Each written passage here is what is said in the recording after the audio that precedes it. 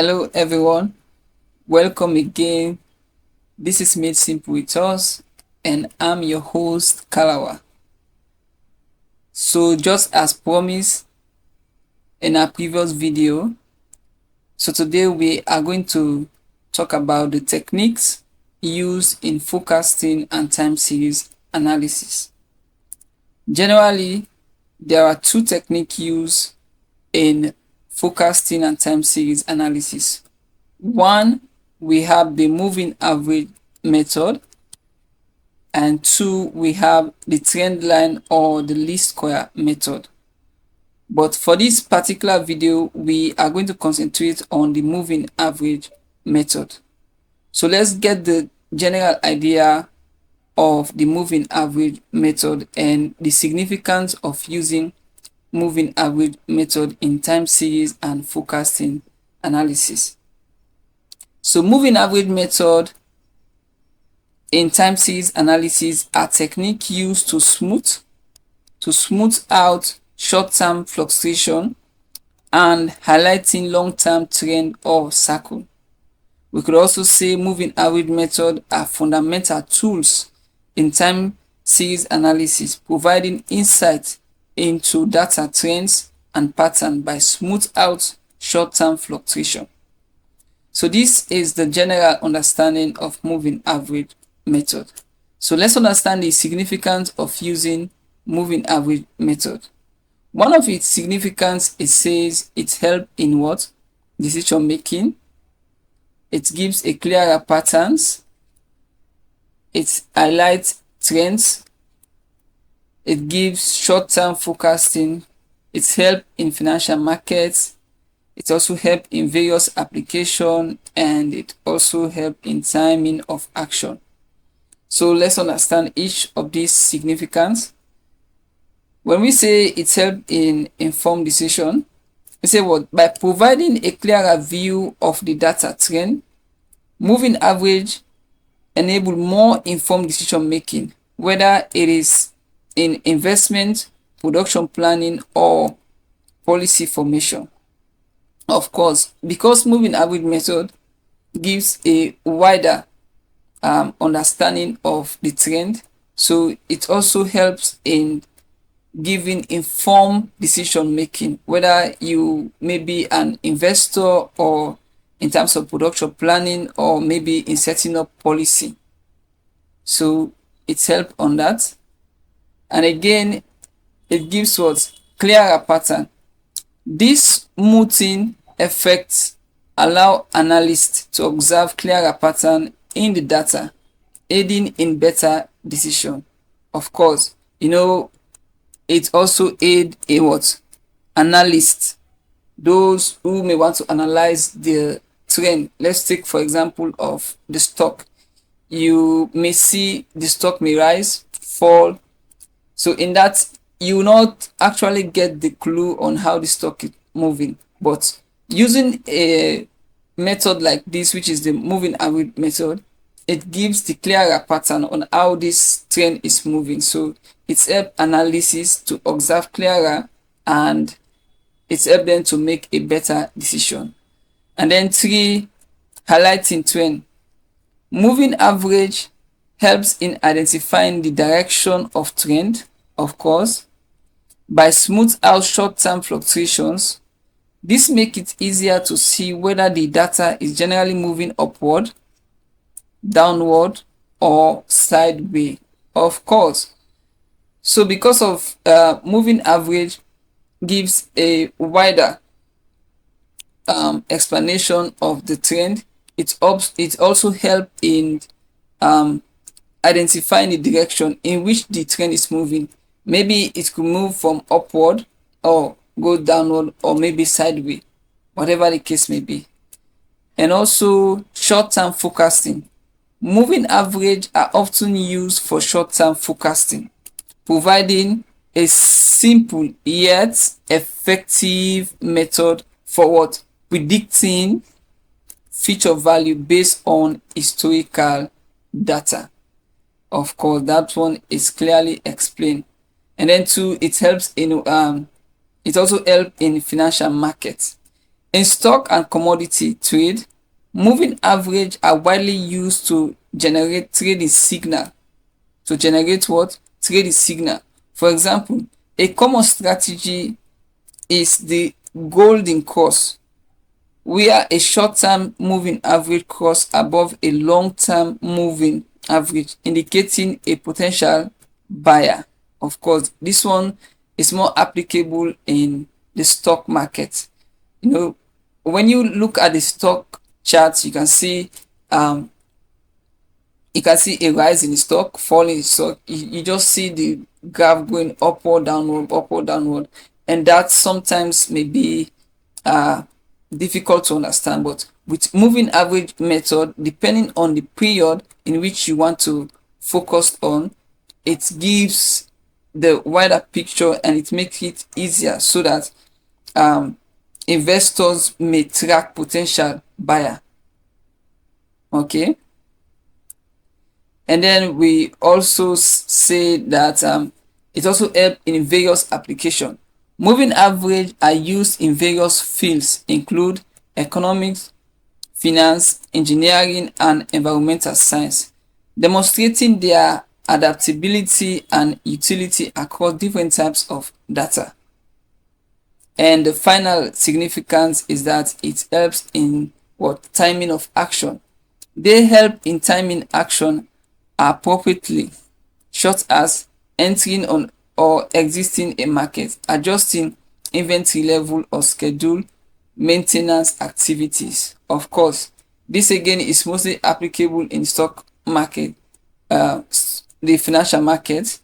So for those who are doing trading, you know, it also helps you to identify when to enter into the market and also when to exit from the market. That depend on the period in which you apply your moving average method. It could be of a 5 period, let's say 5 months, 3 months, whatever the case may be, but it gives you that signal as to when to enter into the market and when to exit from the market. So now let's take example. These are questions on moving average method. Example 1 is saying, using the following table, determine the forecasting period of A, the moving average of what 3 period, and then the moving average of what 4 period, and also C, represent the forecasting data in a diagram. So from this question, maybe I will solve 3 of the question or perhaps 2, whatever the case may be, but let's hope I solve all 3. And example 2 again is saying, using the following table to determine the forecasting period of 1, A, the moving average of 3 and 4 period, and then 2, represent data in a diagram. So these 2 questions are very similar, and you can solve this. Once you understand one question, you can be able to solve the other question. And then example 3 is saying, the table below gives the interest rate of government bonds sold over a period of 12 months. So these are the months, January to December, and these are the interest rates. And then we are required, 1, to develop a 3 months and 4 month moving average for this series, and 2, which moving average provide a better forecast and why, and then 3, the series between the qualitative and the quantitative forecasting method, and 4, briefly explain the 4 components of time series. So let's take example 1. It reads, using the following table to determine the forecasting period of A, the moving average of 3 period, the moving average of 4 period, and then C, we represent the forecasting data in a diagram. So these are the information that is given to us. We have the sales month, and then we have the sales price. So before approaching this question, there are some things you must note here. If the given period or month is in odd number, that is, if we have 1, 3, 5, and so on. So in order to determine the forecasting period, we divide the odd number. Take note, we divide the odd number by 2. That is, if we are given 3 period, or we can say 3 months, so we are going to divide this 3 by 2, and when we divide, we have 1.5, and 1.5 is approximately 2. It's approximately 2. And again, for 5, again we divide by 2, and this gives us 2.5, and it is approximately 3. So after the division, hence once we have the final answer for division to be 2, so this indicates that it's focused on the second period or the second month. That's why we are going to place our forecasting on the second month, or we say the second period. And again, if we have 3 after we have done our division, it means we are going to place our focus on the third period. So then let's take the questions here. These are the solution. We have now prepared this the month. We have January to June, and we have the sales column, and then we provide column for the moving average total, and then we also provide column for the moving period average. Remember, we are solving for 3 period. So in order to do this, let's solve for the moving average total. So in order to get the moving average total, remember, we are given 3 period, that is 3 months. So we divide by 2, and we have 1.5, which is approximately 2. So this indicates that the forecasting period is going to lie on the second month. And from the question, the second month here is February. So February is going to be our forecasting period. That's what this solution is saying. That's where we placed our forecasting. So we are going to add from January. Let me go back again. We are going to add from January to March figure. So these 3 will give us the moving period total, and if we add them, it's going to give us 175. And then 175, we are not going to place it again on January. It's going to be on the second period. Remember, this is 3, and when we divide 3 by 2, it gives us 1.5, which is approximately 2. So that tells us that the 2 is going to represent the second period or the second month. So meaning we are going to lay our focus on the second month, which is February. So if we done our calculation, this will give us 175. So 175, we are going to place 175 on our second period, or we say second month. And again, we also take for March. In order to get March, remember, we've already started our calculation from January. Now, to arrive at our total for March, we are going to start our calculation from February this time. From February. So if we take our 3 month sales, we could have from February to April. So we're going to add again 55 plus 70 plus 50, and this will also give us 175. And again, we do the same thing again for April. For April this time around, also we are going to start the 3 month sales from March. So we're going to start counting from March to May. So we're going to add 70 plus 50 plus 45, and this is going to give us 165. So 165 is going to be placed on April. 165. And again for May, again the same thing. For May, we are going to start our calculation from April. That we are going to add April, May, and June. Remember, it is 3 months focus, so meaning we are taking 3 months sales figure. So when we do our calculation, the total is going to be 185, and 185 is going to be placed for May. 185. Now, in order to get for June, remember we are to start our calculation from May, but because we don't have any sales figure for July, so this one will not hold because it will not complete for 3 month period. Now if we're going to start taking the sales out, you find out that it's only going to give you 2 month sales. So if we start from May, we have May, June, but we don't have figure for July, and hence we stop our forecasting here. We have nothing for June, we have nothing for January. So this is our total. So once we arrive at our total, we now going to find the moving average. So in order to get the moving average, it is the total, the moving period total divided by 3. So when we divide this by 3, this is going to give us 58. So this is our moving average price, this is our forecasting price. So this is going to give us 58 for February, March again 58. And remember also, always leave your answer to the nearest whole number. For example, when we add for May, we have 185 divided by 3, and this gives us 61.6. So this is approximately 62. So always learn to leave your answer to the nearest whole number. So again, we are going to place this figure again.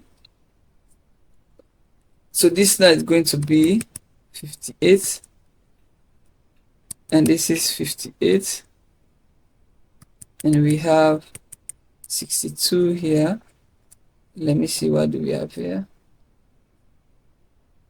We have 55 for April. We have 55 for April. So these are our forecasting price.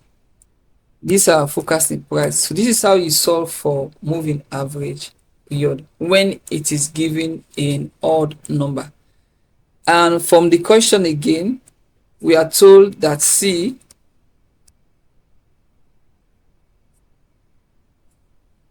we are told that we should represent this information. We are told that we should represent this information in a diagram. So this is the C part. I will solve for period 4. That one is even number, so it has to get some explanation. So the C aspect is saying that we must represent the forecasting data in a diagram. So in order to represent this information in a diagram again, we take for the month. This is how you're going to set the table again. We take for the month, we have January to June, and we take the actual sales, meaning the actual sales before the forecasting, before the 3-period forecasting. Remember, the actual sales there was 50, 55, 70, 50, 45, and 90. Now, the 3-month forecast sales again, we take them. Remember, we have nothing for January because we do not consider January. But we have for February, March, April, May, but we have nothing for June.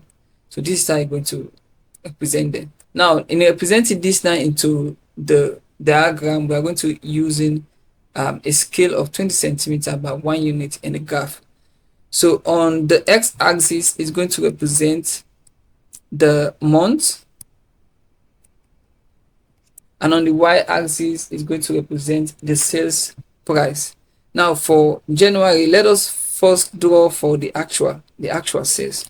Remember, for January we have 50 sales.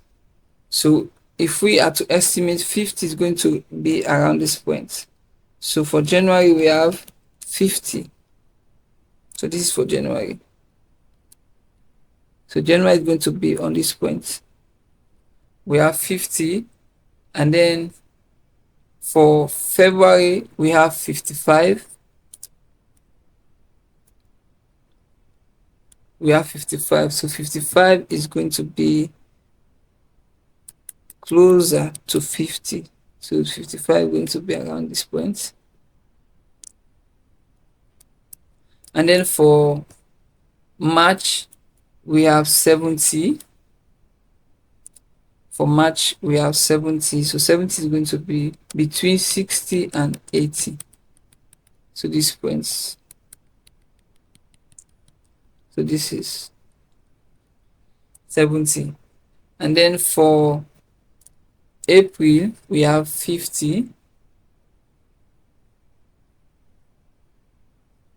We have 50 for April. So 50 is going to be around this point again. For April, we have 50. So this 50 is going to be around this point. And then for May we have 45. So 45 again is going to be just after 40 for May. So this is where we're going to place 45. And then for June, we have 90. So 90, of course, is going to place here between 80 and 100. So this is 90. So at this point, we are going to connect each point. So let me use another ink. So if we are to connect each point, so we going to start from this point. So this one connect to this, and this connect to this. From here, it connect to this. This connect to this, and then connect to this. So this point is what this line, we are going to name this line as the actual. These are the actual sales before forecasting. So now let's draw again for forecasting. Let us see how the forecasting chart will be look like. So if we are to draw for the forecast, remember we have nothing for January, but for February we have 58. We have 58 for February. So let us tick 58, and I think 58 is going to be closer to this. 58 is going to be around there. And again for March we also have 58 again, and then 58 is going to be around this point again. And then for April we have 55 for April. April we have 55, so 55 is going to be just below 50. So this is going to be 55.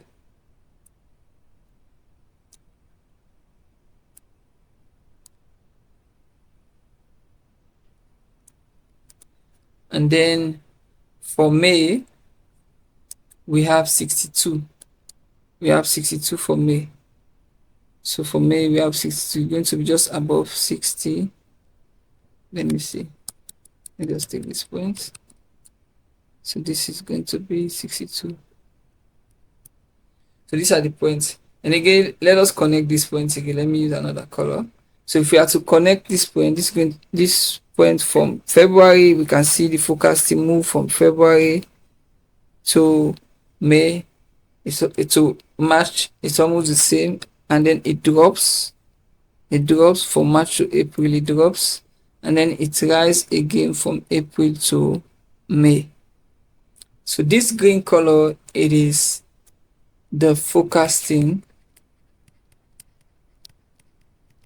It is forecasting sales. It is forecasting sales. So this is how you go about moving average method. Once you calculate for the moving average, you draw the graph. Remember, on the graph, the x-axis is going to represent the month, and on the y-axis is going to represent the sales price.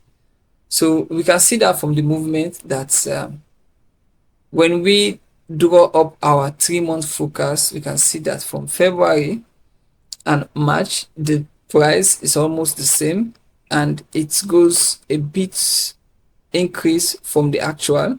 You can see for the actual, let me just go back here. Let me just go back. From the actual, we see that for February we have 50, but when we do our forecast, that we estimate that okay, for February we are going to, there's an increase in sales of it.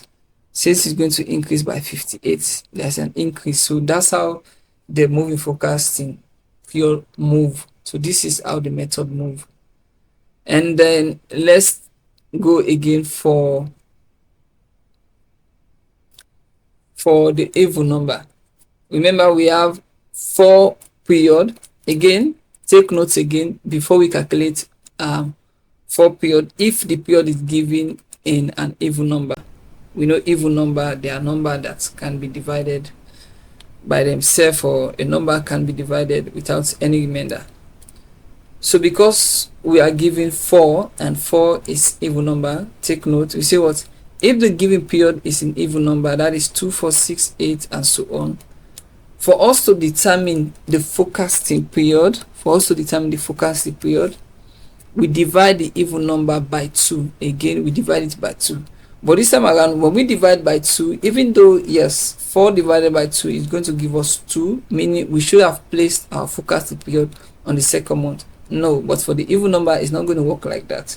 So meaning this is telling us that we are going to place our forecasting period between the second and the third period, or the third month, between the second and the third month.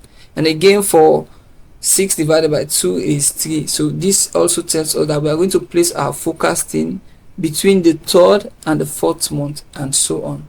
So in our question, remember, this is the explanation exactly. We are going to place our forecasting period on the second and the third month. So read through this for you to understand. Pause the video and read through, you can understand the method. So from the question now, remember again, but this time around it's not 3 period, it's not 3 months or 3 period, this is 4 period, and 4 period is an even number. So remember again, this is the question. We have the month January to June, and we have the sales 50 to 90. So in order to get the moving period total, again we are going to add from January, February on to April. Remember, this is 4 months, so we are going to take 4 months sales. It's not 3 months sales, but 4 months sales. So when we add them all, remember we are going to place our forecasting between the second month, and the second month there is February and March. So when we add, this give us 225. So we are going to place this 225 is going to place between February and March. And again, we also add for us to get the forecast period between March and April. Again, we're going to start adding from February to May. Remember, this is 4 months period, so we take 4 period. So when we add this, it gives us 220. So we are going to place 220 between March and April. And again, we do the same thing again.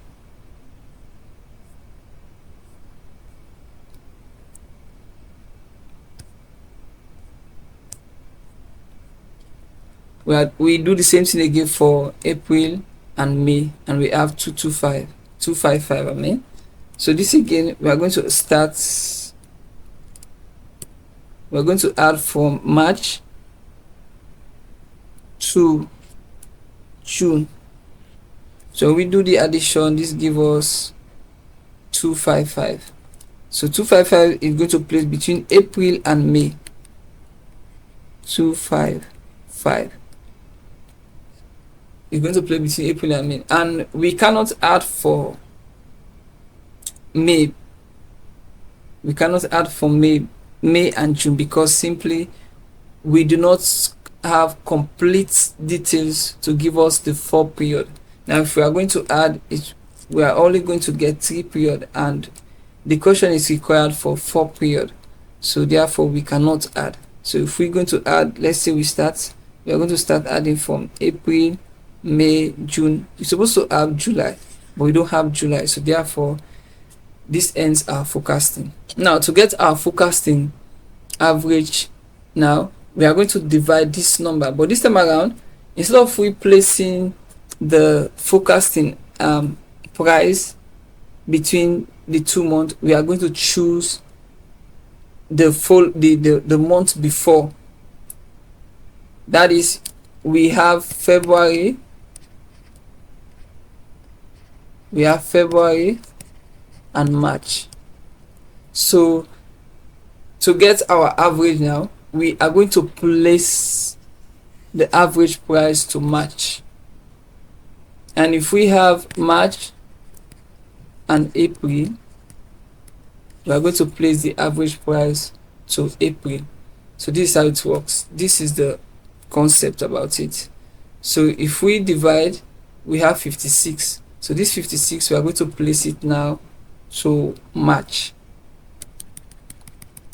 We have 56.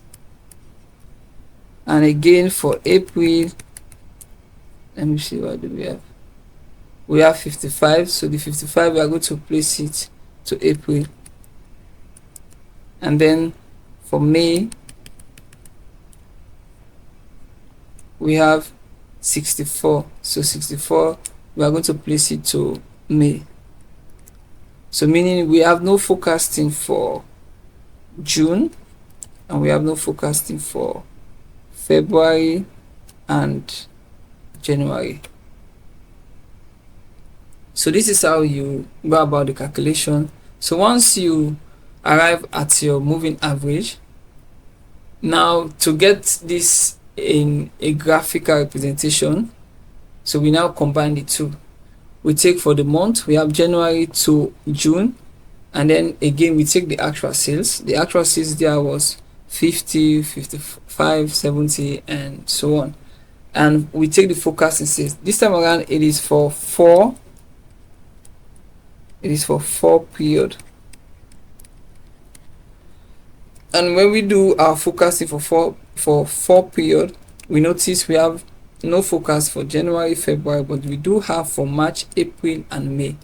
So if we are going to do our calculation, our graphical representation, this is how it's going to look like.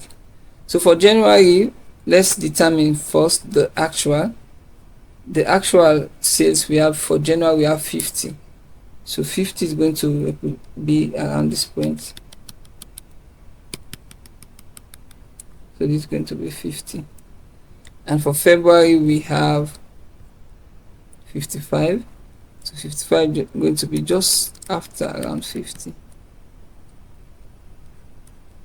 And then for March we have 70. 70 again is going to be between 60 and 80. It's going to be 70. And then we have 50 again, same line for April.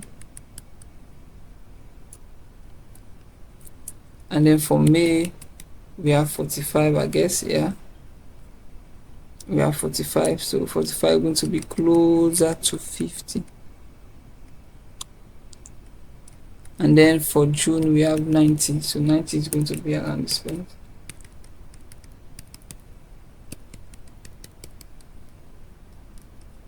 And then we connect this together. So let's connect them. So if we connect this together, this is going to be from this point. We'll see it increase, and then it also increase again to March, and it start decreasing in April, and also decrease to May, and then it skyrockets to June. So this, we call this one the actual sales. And then let's do our chart for the 4 period, which is the forecasting sales. We notice we have 56 for March. So let me use another color. We have 56 for March, and 56 is going to be just after 50, 55. So this is going to be 56. No, I think it's for March, February, none. We have it for March. 56 is going to be around this point. And then for April we have 55. So 55 again is going to be very closer. We have 55. And then May we have 64. So 64 is going to be just around 50, 60 to 70. So this is going to be 64. Just So if we are to connect this one together,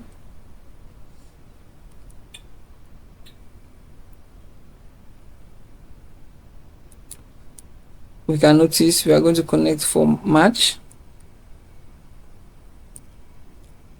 to April and then to May.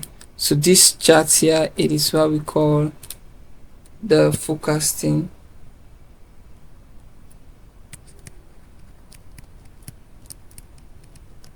You see the forecasting sales.